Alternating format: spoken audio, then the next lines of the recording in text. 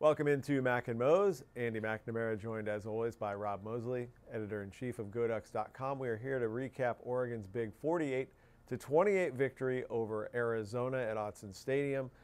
Justin Herbert returns, and all of a sudden the Oregon offense looks like the Oregon offense again. Yeah, you see some big plays in the passing game, which opens up the running game. Royce Freeman averages 7 yards per carry. Just that, that balance that Oregon obviously had been lacking since Herbert's collarbone injury back in the last weekend of September.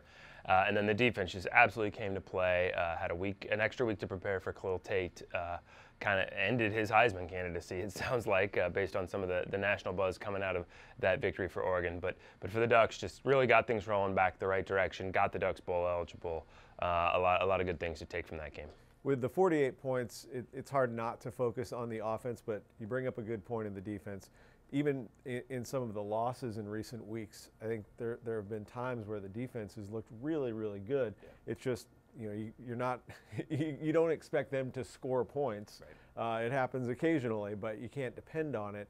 But this was a game where you had a dynamic quarterback in Khalil Tate who was averaging, I believe, about 12 yards a carry. Yeah.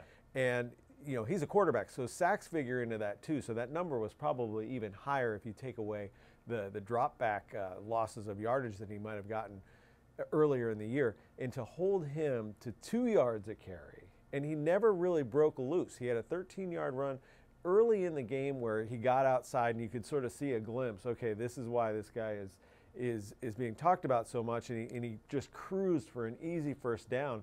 But that was it. Other than that, he got bottled up at the line of scrimmage. Troy Dye had another big game, 11 tackles, and I felt like he played really smart, held his ground, didn't take chances, and they were able to keep Tate in front of them, and that was a key to stopping him. Yeah, if you'd asked anybody before the game what the odds were that Justin Herbert would outrush Khalil Tate, nobody would have taken that. On one play. Yeah, and yet that was the case. Herbert finishes with 40, Tate I think with 32. And so extremely unlikely. But yeah, I mentioned at the top some of the big plays Oregon was able to hit in the passing game and how that opened up the running game. Arizona couldn't get that going. Just couldn't get that one or two breakaway runs that Tate had been known for. And then in the pass game, whenever he tried to throw anything beyond an intermediate range, it just wasn't there. It was either off target or there was a defender there to break it up. So explosion plays, along with special teams and turnovers, explosion plays such a big part in an outcome. And Oregon won that battle both ways against Arizona. Arizona had rushed for over 500 yards in their previous game. They were held to just 171. That was about 175, actually a little more than 175 yards under their average.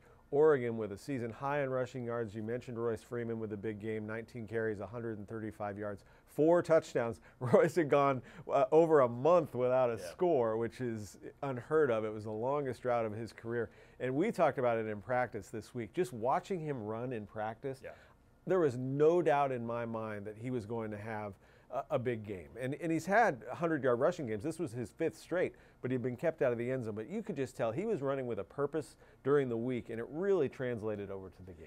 Yeah, the defense wasn't the only side of the ball to benefit from the extra week. The offense had an extra week, put in some new things, particularly in the run game, some new run plays, blocked some run plays a little differently that were really springing things in practice. And I think there were some big holes to run through, and when Royce Freeman's seeing that in practice and knowing that's going to be the case in games, I think that added a pep to his step. But he's probably seeing the end of the line of his career too. Now with the Civil War coming up, one last home game, one last regular season game in his collegiate career, and it's time to impress the scouts. It's time to leave a lasting impression with Oregon fans, and he's certainly primed to do that. He needs one more touchdown to tie Ken Simonton for the Pac-12 rushing touchdown record, and no better team to do it against the Beavers. But fun to watch him run against Arizona and look kind of like the Royce Freeman again. The return of Justin Herbert in the passing game opens some things up in the running game, and Royce Freeman certainly benefited from that too. Freeman, if you hadn't heard, was named a semifinalist for the Doak Walker Award earlier last week, so certainly helped his case to hopefully get to Atlanta for the ESPN Home Depot College Football Awards. He's also a semifinalist for the Maxwell Awards, so really helped his case. He's up to 14 touchdowns on the year. He wasn't the only running back to benefit in this game. Tony Brooks-James also had a 100-yard rushing effort. Darian Felix came in late, had a 34-yard run, which was really impressive.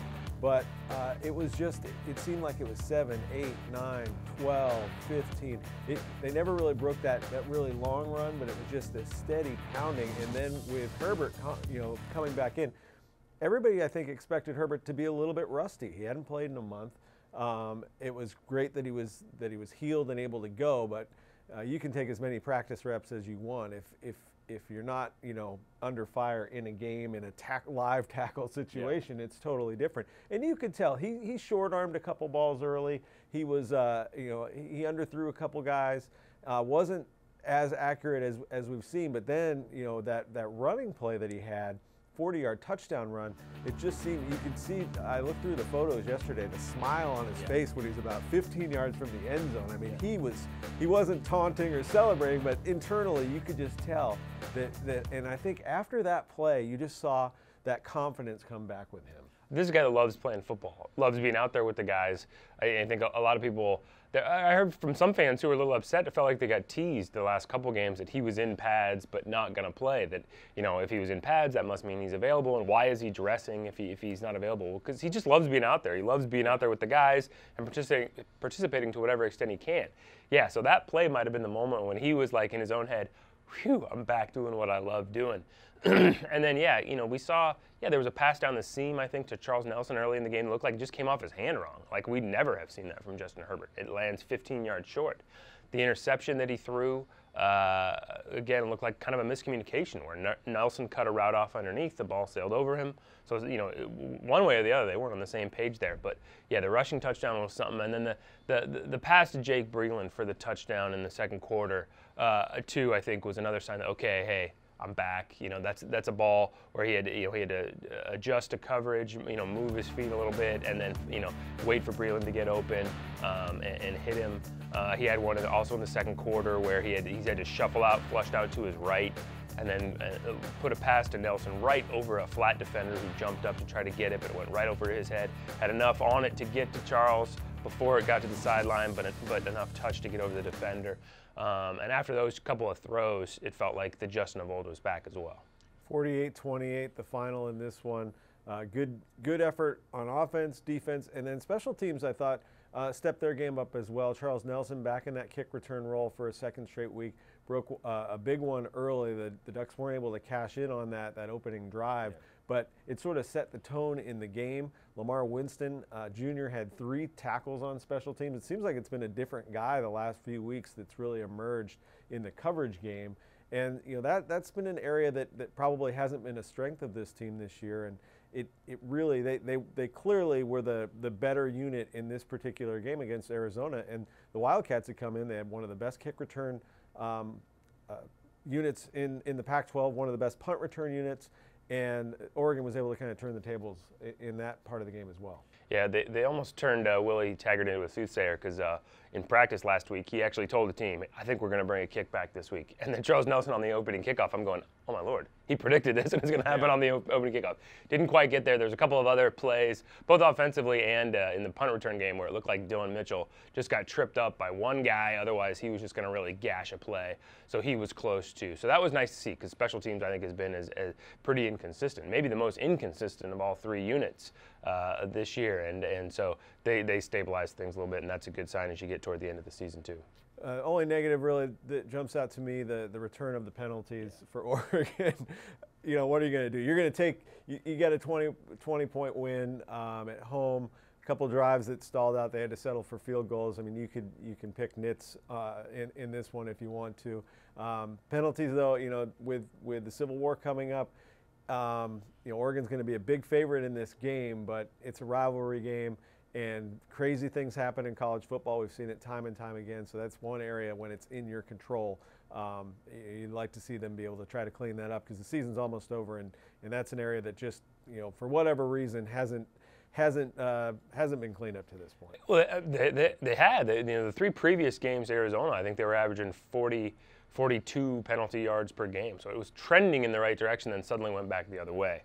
And some of those are the emotions of Arizona clearly came in kind of with its chest puffed out, wanting to show that it was kind of going to be the big dog in this game and slap down the Ducks and kind of tried to push the Ducks around a little bit, and the Ducks responded to that. And yeah, it's disappointing because it led to some flags, but also it was good. You know, you want your guys to stick up for themselves. Yeah.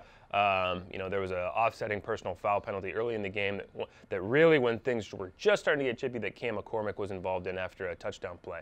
And another Duck had been kind of thrown to the turf by a defender in the back of the end zone, and McCormick went and got in the guy's face. We saw Troy Dye get in Khalil Tate's face after Tate stepped on Henry Mondu. So we saw some Ducks come into each other's defense.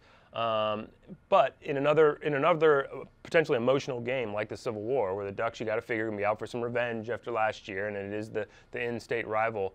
You know, you got to play with that edge. You used to say around here, 1 inch out of control. You know, that kind of edge. There were times the other day when it was 2 or 3 inches out of control. So dial it just back a little bit so that you're sticking up for yourselves. You're not taking any guff, but you're also not putting yourselves in a hole with a 15-yard penalty 4 or 5 times.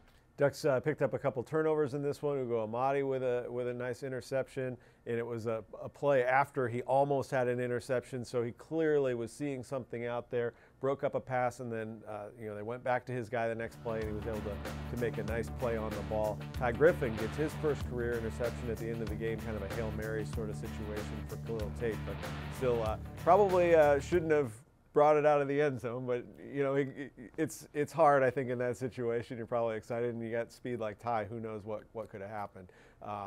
But he was able to bring it out to, I believe, the 19 or so. Not ideal. You're usually coached to, you just go down in those situations. But good to see him get a pick. Good to see Oregon win the turnover battle. That's something that's been an issue during this stretch without Justin Herbert. He did have an interception, but otherwise the offensive line did a nice job, able to keep him clean for the most part. Only 1 sack in this game. He took some contact, looked good. I think that was something everybody was looking at early in the game. I mean, he's going to get hit at some point, and how is he going to respond? And he really did seem to be 100% out there. Yeah, he did say that the first time he took a hit, there was a running play where he went and slid, and Brennan Schooler's brother Colin, who's a linebacker for the Arizona Wildcats, hit him. And and Herbert said, I said after the game, he was going in that kind of wondering how he'd react to that. But that was a play that was kind of good to get out of the way, and then he could trust that he was going to feel good. The collarbone was going to hold up. He really was good to go, so he could kind of let it fly after that. We'd be remiss too. There were kind of 3 quarterbacks that had a big impact on this game: Justin Herbert, Khalil Tate being bottled up by the Oregon defense, and then that was due to Dimitri Birch, Oregon's scout team quarterback this past week. A guy who came in to play wide receiver, but played a little quarterback in training camp because of depth problems there, moved back to wide receiver, then back to quarterback after Herbert's injury to provide depth there again, and has been no more valuable for this team this year than the last couple weeks, playing on the scout team as Khalil Tate. Oregon was not going to be beaten by Khalil Tate. So the outside linebackers just sold out to contain him, keep him in the pocket. There was one play in the first half where Lamar Winston had to go like 12, 13 yards back up the field because he had just sold out to make Khalil Tate hand off the ball on a zone read. Tate did that, and the running back cut inside, so Lamar then had to get his feet going again and go haul down the running back from behind. But that's what they wanted. They wanted Tate not to beat him. And Dimitri Birch gave him that look the last couple weeks in practice as a guy who could beat him with his legs. And so he got a game ball along with Race Freeman after the game, and just a ton of kudos from his teammates. So just a reminder to guys, too, that you can have an impact on this team. No matter how big or small you think your role is, you can have an impact on a win or a loss. Big game coming up, the final regular season game for the Ducks, as Rob mentioned at the outset. The Ducks are now bowl eligible at 6-5 going into the Civil War. The bowl is definitely to be determined at this point. It could go a bunch of different ways depending on how the final Pac-12 results work out in this next week or so. So it could be a Pac-12 bowl. It might not be. We'll just have to wait and see. But the first thing, and really the only thing I think the Ducks are focused on this week is the Civil War. A loss last year at Reser Stadium. Ducks got off to a good start in that game. Looked like they were going to roll, and then the rains came, and it got cold and windy, and all of a sudden, Oregon State, you could just tell they loved it. They were on the sidelines. They were just soaking it all in, and Ryan Nall, the Wrecking Nall, just went nuts, and they were the more physical team. They wanted it more last year. I think we're going to see a different performance, at least mentally, out of this Oregon team this year. No doubt. I think those guys are champing at the bit to get back out there and show Oregon State who they really are. It was a tough spot to be in late last year. There was no chance of qualifying for a bowl. The writing seemed like it might be on the wall in terms of a coaching change coming. Motivation was low. You'd like to think guys could still get themselves going, get themselves up, but then, yeah, the rain came. Nall just started bashing away at the Oregon defense, and kind of the inevitable seemed to play out there. So, pride is on the line, I think, for Oregon this time around to show they've got someone they can play with some, as opposed to the way last year went. So I think, again, guys are going to be pretty excited to get back on the field and face the Beavers. Rob and I will check in with you throughout the week with the Quack Minute following practice. If you need to get to us for any reason, you can hit us up on Twitter. I am at McNamara UO. He is at Duck Football. Until next time, we'll see you.